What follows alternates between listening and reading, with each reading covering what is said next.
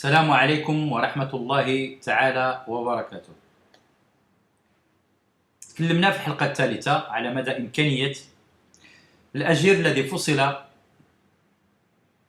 عن العمل لسبب يعتبره تعسفيا باللجوء إلى مسطرة الصلح التمهيدي غير القضائية أمام مفتي الشغل، وعن مدى الدور الرئيسي الذي يلعبه مفتي الشغل الذي راكم ويراكم تجربة كبيرة في إجراء التصالح بين طرفي النزاع الأجير والمشغل.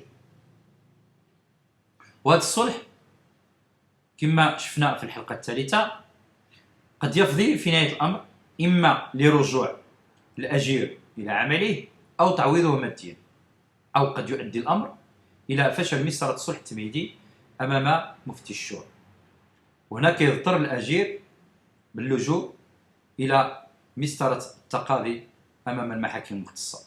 فكلتا الحالتين نتيجتهما إما رجوع الأجير للعمل أو تعويضه ماديا. لكن في الحالة اللي كتكون النتيجة النهائية هو حصول الأجير على التعويضات المادية، سواء عن طريق مسطرة الصلح التمهيدي أمام مفتي الشغل أو بحكم قضائي من المحكمة المختصة. وفي هذا الصدد تطرح عدة تساؤلات، وهي تساؤلات مشروعة من طرف الأجراء المطرودين تعسفيا من العمل بحثا عن حقوقهم القانونية، وحتى المهتمين والباحثين في الموضوع. وهذه التساؤلات نلخصها في السؤال التالي: ما هي التعويضات المستحقة للأجير الذي فصل تعسفيا من العمل؟ ثم كذلك كيف يتم احتساب هذه التعويضات وفق المقتضيات القانونية الواردة في مدونة الشغل، وهو ما جاري به العمل قضائيا. إن التعويضات المستحقة للأجير الذي فصل تعسفيا من العمل صنفها مشرع المدونة إلى 3 أنواع أساسية وضرورية، وهي التعويض عن الإخطار، التعويض عن الفصل، ثم التعويض عن الضرر. فهذه الحلقة وهي الحلقة الرابعة غنخصها للحديث عن التعويض عن الإخطار وكيفية احتسابه. فحسب المادة 51 من مدونة الشغل يترتب عن إنهاء عقد الشغل غير محدد المدة دون إعطاء أجل الإخطار أو قبل انصرام مدته أداء الطرف المسؤول عن الإنهاء تعويضا عن الإخطار لطرف آخر، ويعادل الأجر الذي كان من المفروض أن يتقاضاه الأجير لو استمر في أداء شغله ما لم يتعلق الأمر بالخطأ الجسيم. وينظم أجل الإخطار ومدته بمقتضى النصوص التشريعية أو التنظيمية أو عقد الشغل أو اتفاقية الشغل الجماعية أو النظام الداخلي أو العرف، حسب ما جاء في الفقرة الثانية من المادة 43 ديال مدونة الشغل. وفي هذا الصدد نظم مرسوم رقم 2/04/469 اللي صدر في 29 دجنبر 2004 أجل الإخطار لإنهاء عقد الشغل غير محدد المدة بإرادة منفردة. فهذا المرسوم ميز في المادة ديالو الأولى بين نوعين من الأجراء وبحسب أقدميته. النوع الأول يتعلق بفئة الأطر ومن شبهه، والنوع الثاني كيتعلق بفئة المستخدمين والعمال. ففيما يتعلق بأجل الإخطار بالنسبة للأطر ومن شبههم وبحسب أقدميتهم في العمل، فأقل من سنة ديال أقدمية الأجير في العمل يحتسب له شهر واحد من الأجرة. أما من سنة إلى 5 سنوات من أقدمية الأجير في العمل يحتسب له شهران من الأجرة، وأكثر من 5 سنوات أقدمية ديال الأجير في العمل يحتسب له 3 أشهر من الأجرة. أما فيما يتعلق بأجل الإخطار بالنسبة للمستخدمين والعمال وبحسب أقدميتهم في العمل، فأقل من سنة من الأقدمية الأجير في العمل يحتسب له 8 أيام من الأجرة. أما من سنة إلى 5 سنوات من أقدمية الأجير في العمل يحتسب له شهر واحد من الأجرة. فأكثر من 5 سنوات من أقدمية الأجير في العمل يحتسب له شهران من الأجرة. لكن كيف يتم احتساب التعويض عن الإخطاء؟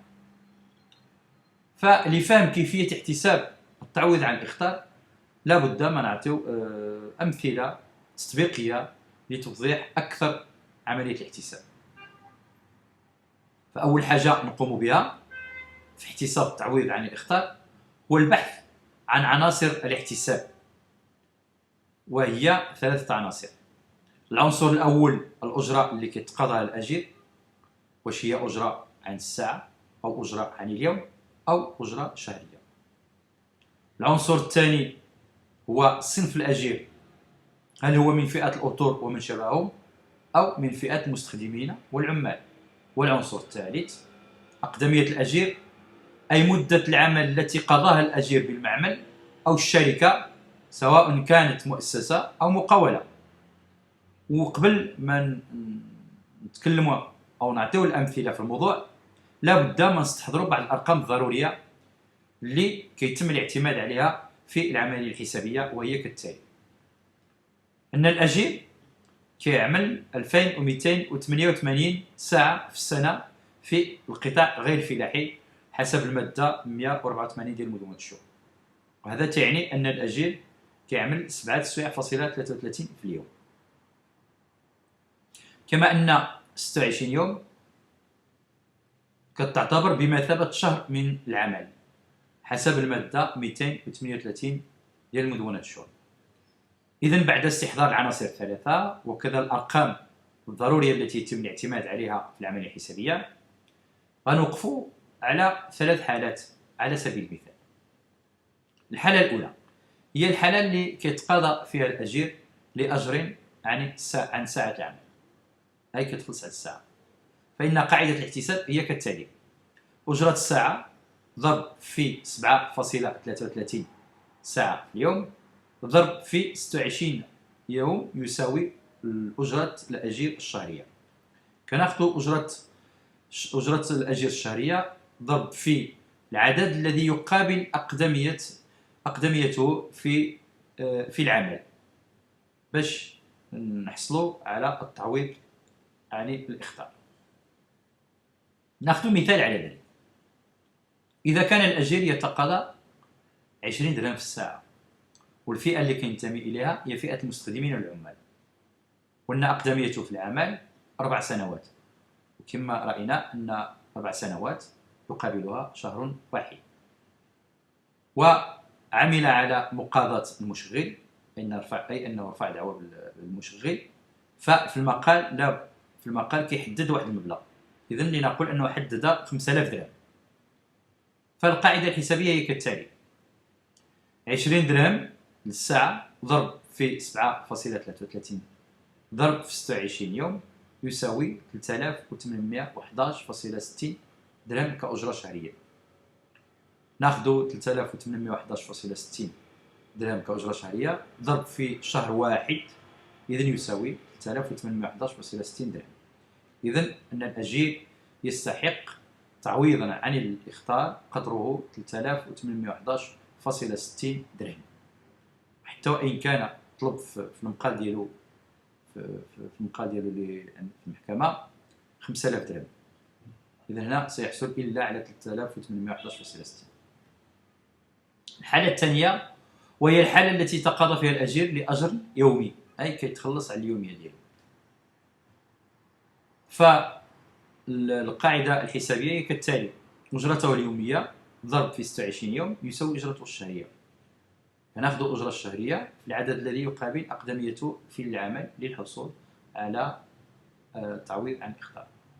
ناخذ مثال على ذلك. إذا كان الأجير يتقاضى يوميا 150 درهم، وأن الفئة التي ينتمي إليها الأجير هي فئة المستخدمين والعمال، مدة الأقدمية الأجير في العمل 5 سنوات، وكما شفنا أن 5 سنوات يقابل شهران، والمبلغ اللي طلبوا الأجير في المقال عند تقاضيه المشغل هو مثلا 10000 درهم. العملية الحسابية هي 150 درهم ضرب في 26 يوم يساوي 3900 درهم كأجرة شهرية.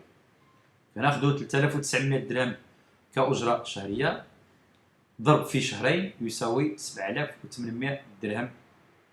إذن يستحق الأجير تعويضا عن الإخطار قدره 7800 درهم. كاين الحالة الثالثة الأخيرة، هي الحالة التي يتقاضى فيها الأجير لأجر شهري. القاعدة الحسابية هي أجرته الشهرية ضرب في العدد الذي يقابل أقدميته في العمل للحصول على التعويض عن الضرر، عن التعويض عن الإخطار.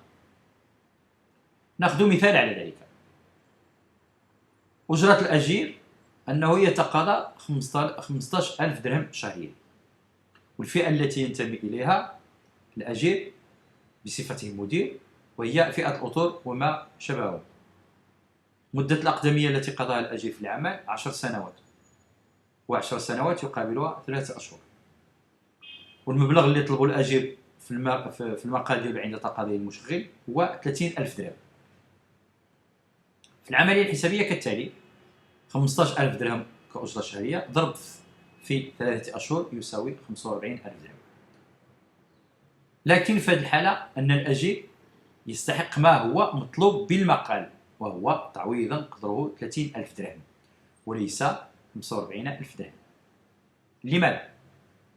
لأن المحكمة لا تحكم بأكثر مما طلبه الأجير الذي فصل تعسفيا عن العمل حتى وإن كان يستحق أكثر، وذلك عملا بمقتضيات الفصل الثالث من قانون الاستئراد المدنية الذي ينص على أنه يتعين على المحكمة أن تبث في حدود طلبات الأطراف، ولا يسوغ لها أن تغير تلقائيا موضوع أو سبب هذه الطلبات.